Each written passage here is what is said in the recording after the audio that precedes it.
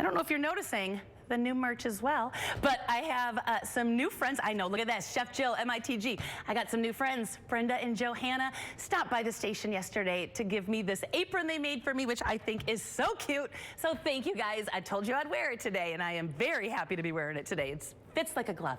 All right, so for our first recipe today, I'm gonna be doing a beef and broccoli, but this is a recipe that I made and I taught college students over COVID because it's very affordable. And we're using ground beef today. Instead of having to buy steak, we got the ground beef. So I'm gonna show you how to make a quick, affordable beef and broccoli. The first thing I'm gonna do, I got some water boiling and I wanna cook some broccoli. Most people, when they make a stir fry, just throw in the vegetables and saute them up. I have always found that broccoli is the one thing that doesn't cook well in a saute pan because the stems are always as hard as a rock. I know that's silly. This is a preference. You don't have to do this part. This is just an extra thing that I do. So I'm gonna go ahead in some boiling water, get some broccoli in. We're gonna let that cook just for a few minutes. We're just giving it a head start. That's all I wanna do. Now, let's go ahead and get some ground beef in a large saute pan. Woo, sliding today. I got some ground beef here from Pelkins, of course. About 1.5 pounds or so. I got my flat wooden spoon. You know how much I love this thing. It's so nice. So I'm gonna go, that way it doesn't damage the bottom of my pans and it gets a lot of surface level there. So just an investment for your kitchen. Let that broccoli do its thing, let this do its thing. Let's make a very easy sauce with stuff you probably already have in your pantry. First, we're gonna do some soy sauce. Most recipes that I see out there when it calls for soy sauce always says low sodium soy sauce. I'm just a salt girl, so use the low sodium if you like. I just like regular soy sauce. I like salt, so I'm that person. All right, we're also gonna add in a little bit of orange juice. This is gonna add, you know what, I love a glaze that's like sticky, sweet, savory, salty, and that orange juice gives it that kind of stickiness that we're gonna be looking for. So, all right, broccoli's starting to cook. Just giving this a little stir around here. All right. Soy sauce, orange juice. Now, a little brown sugar to help with that stickiness as well.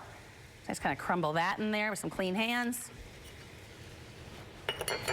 All right, a little bit of chili flake. Now, if you're cooking for kids or you're a little nervous about the heat, you can always add more after you taste it. For me, I like a heat. I know everybody in this room likes a heat. They're all gonna be eating this for lunch.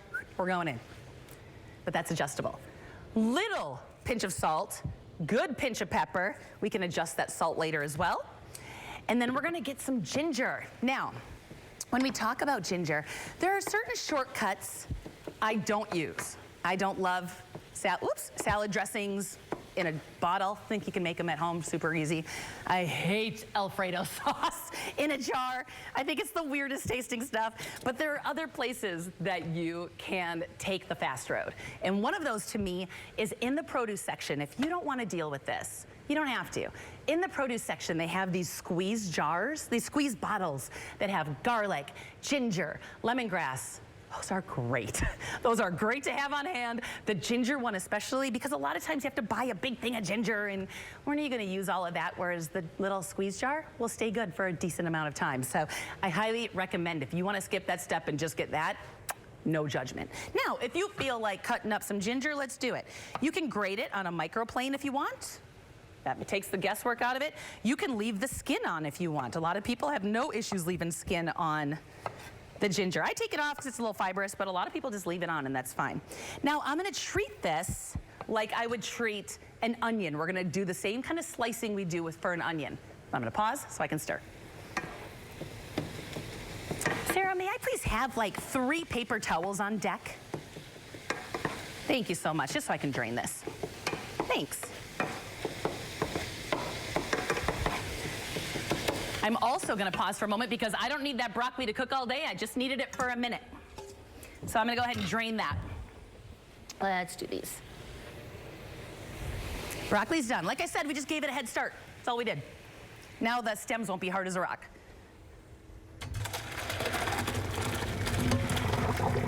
All right, we'll let that hang out there for a minute. All right, back to our ginger. And it wouldn't be a recipe if I didn't throw stuff around the table. It's, you know, it's all part of the fun around here.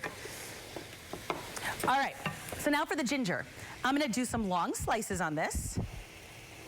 Very easy. And then just pile those slices up like we do an onion, right? So just kind of cut down straight like this. Give it a quarter turn, and then just mince it. You all are knife pros at this point. I heard a lot last night from Big Night Out about how you are all knife pros. I appreciate that. I like hearing that. Same thing here, long strips. Give it a quarter turn. Just rock your knife forward. Keeping those fingers out of the way, please. That tiny, tiny piece of ginger, minus your thumb coming off, not worth it. Just get rid of that little piece of ginger if you're not feeling confident about it.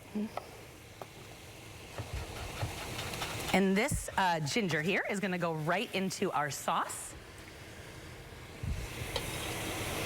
And you know I'm gonna add some garlic in here because I'm Jyll Everman and that's what I do.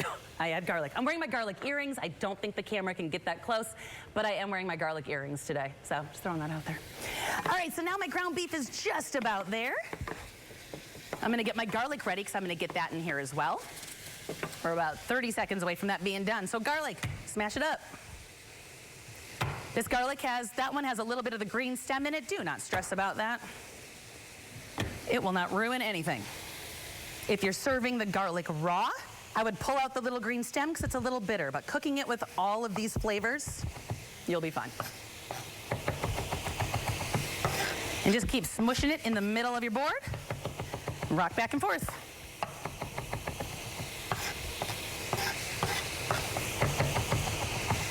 All right.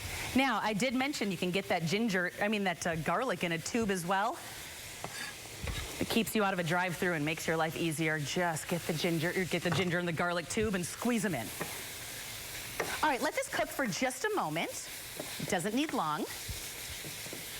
And then for our sauce, let's finish it. It's almost there. It's got almost everything in it. I'm gonna add a little bit of the stock market sesame oil to give a little of that authentic sesame flavor, about a tablespoon or so probably.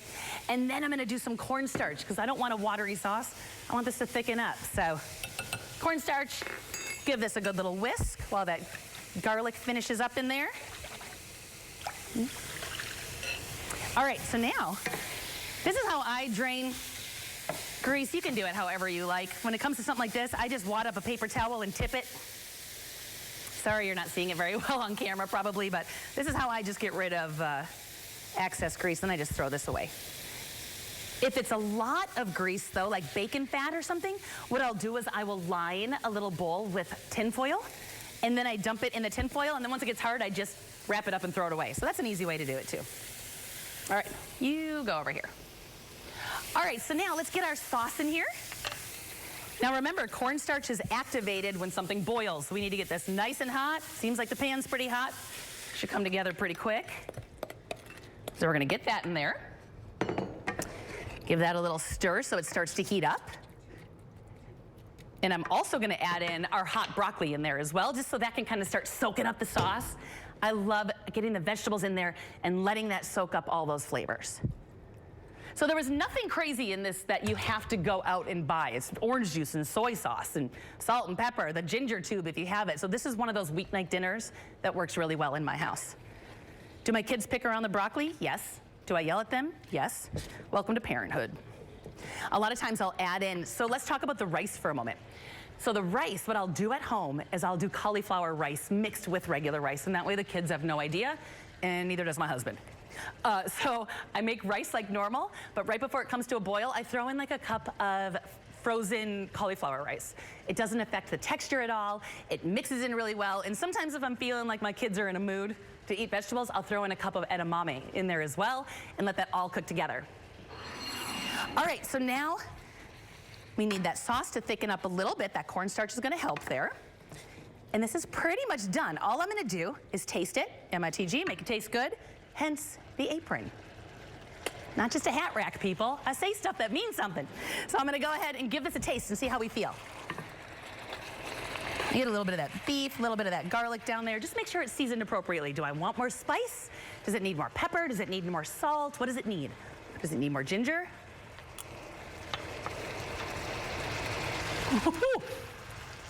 It's bold, and that's what I'm looking for.